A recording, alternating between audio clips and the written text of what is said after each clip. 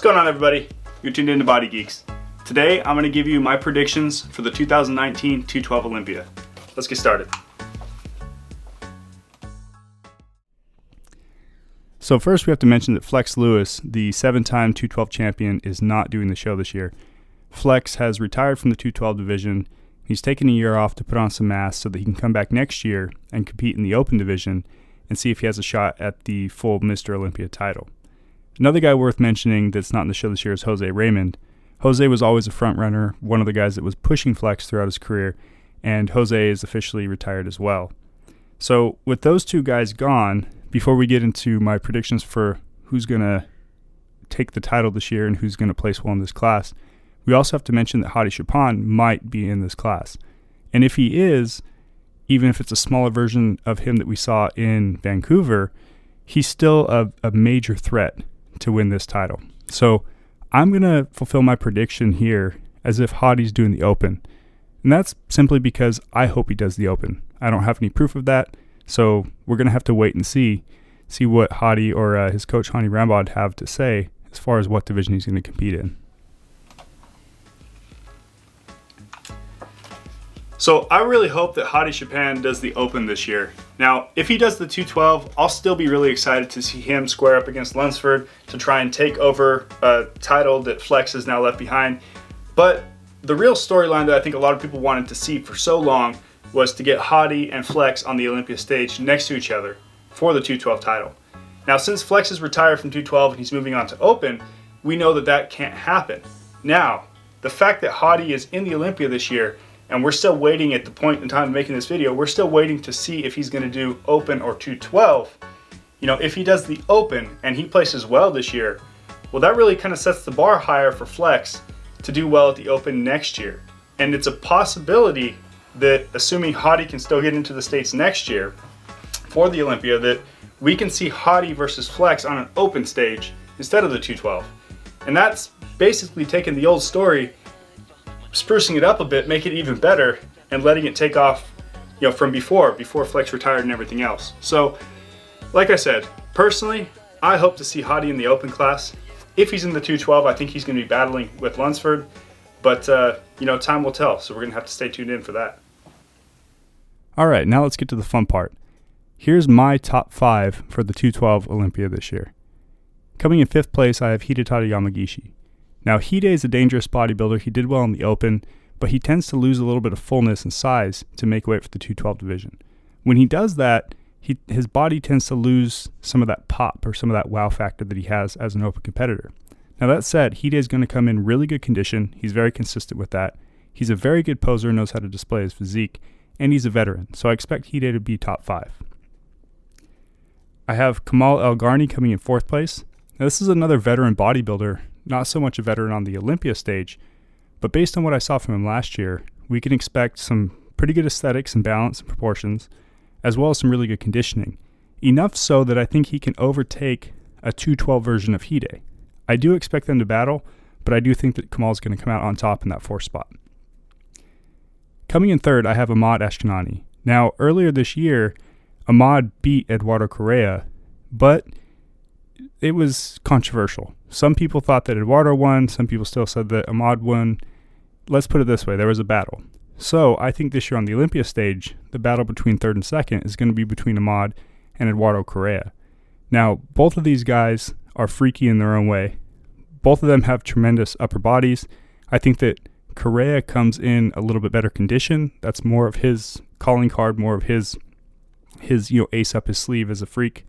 Versus Ahmad, it's more about size and fullness. I mean, he's from, Oxygen, from Kuwait. And so he's going to come with that kind of wow muscularity that a lot of those guys have as a 212 guy. So I think that we're going to end up seeing Eduardo and Ahmad battling for 2nd and 3rd. And I think that Eduardo is going to come out on top this time. This leaves us with Derek Lunsford in the top spot. And as I've said before, as I've posted on social media, I don't see anybody competing with Derek Lunsford in the 212 class this year, just based on what he's been posting. I mean, the guy looks like he's a league, in his own. That said, if HADI competes, HADI can push him, HADI could probably beat him. It would definitely be a battle there. I think that the improvements that Lunsford made this year would have put him up there to compete with a very good Flex Lewis when Flex was in his prime. I don't know if he could beat Flex. I'm not trying to say that he could. I'm just trying to say that I think Lunsford is that good, that we had Flex as a dominant force for 7 years. I think that Lunsford is looking to fulfill that title. And, we'll see if he's going to reign as the new 212 champion and keep it as long as Flex, or he's a young guy if he's going to grow and end up in the open class as well. But for this year, I have Lunsford in the top spot. So if, assuming that HADI is in the open, I think that this is kind of Lunsford's show to lose. I think that he's kind of in a class by himself when it comes to the 212 division this year. After him, though, we've seen some of these guys battle before, not only in past Olympias, but earlier this year, we saw Correa go heads up against Ashkenani, and Ashkenani won, but it was pretty controversial. A lot of people could have had Correa. So I think that we're going to have Lunsford up here and then the rest of the guys battling. But I think that we're going to see some really good battles between like Correa and Ashkenani to fill out that top 3. In my notes here, Kamal El-Garni, he has a very aesthetic physique, and Hidetada, while I think being more aesthetic in an open class when he was bigger and fuller, the way he poses, he's also aesthetic. So to round out the top 5 there, we have Lunsford, who kind of has mass and aesthetics, right? And then we have Correa and Ashkenani, who are more mass guys. Not to say that they don't have, there's certain type of aesthetics of their own, but they're not known for being pretty guys. They're known for being big and shredded or whatever, right? And then in the 4th and 5th, I think that when you look at Kamal and Hidetada, they're going to be a little bit down in size in comparison, right? But they're still going to have like some flowing lines and present very well. So you're going to have a good mix in that top 5 of, the number 1 guy who's, I think, clearly ahead of the rest is going to have mass and aesthetics, and then the rest of them are going to be a mix of either showing their strengths of that either being mass, conditioning, or aesthetics.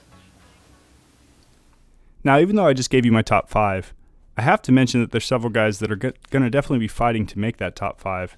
And any one of these guys, in the right comparison, showing up in the right condition and shape, I think could battle for top 5, possibly even top 3, depending on what we see at this year's Olympia. So first I want to mention David Henry. He's the OG giant killer. David Henry used to compete at the pro level in the open division before the 212 was even a thing. In fact, he won the Mr. Olympia, the 202 Olympia, before the 202 class became the 212 class. So David is a veteran. He's been in the game a long time. He'll show up in great condition, and he has crazy muscularity for his frame. So if he's on, he's incredibly dangerous. He might end up in the top 3, possibly even top 2, if he brings it to his full potential. Now the next guy is Sean Clarita. Sean Clarita is the giant killer, the new giant killer. He's the next in line for the giant killer nickname. Now, Sean is probably the smallest guy that competes in this division, but that doesn't mean that he's small. He may be small in structure, but he's really filled out his frame. He carries a lot of muscle. He has really good conditioning, and he has really good shape as well. So Sean is another guy that he'll be there waiting, and if anybody slips up, he'll definitely fight for that top 5 and even higher. Now, there's 2 other guys that I want to mention that have really impressed me within the last couple years, but especially this last year. The first one is Zane Watson. Now, Zane brings a condition and graininess that you don't see very often, and he displays his physique very well. So when I see somebody like him, I want to point and just say that's bodybuilding. That personifies bodybuilding, that person right there. And I think that Zane has that look and that ability to display his physique that can give him high placings in this division. Another guy is John Jewett, who has a crazy, crazy frame. He has crazy lines, and he shows up in really good conditioning as well, also while carrying quite a bit of muscle mass. So if he can maintain fullness while making weight and bringing that crazy condition, he's very dangerous as well. So there you have it, guys. The 212 title, because of Flex retiring, is an open title as well, just like the big stage, just like the open guys. So to know that there's no returning champ in open, there's no returning champ in 212, that we're going to have a new Mr. Olympia, a new 212 Olympia champion, that makes this year pretty damn exciting. So make sure you guys tune in. Definitely give me your thoughts on the predictions in the comments below. Make sure you subscribe. And until next time, you're tuned in to Body Geeks.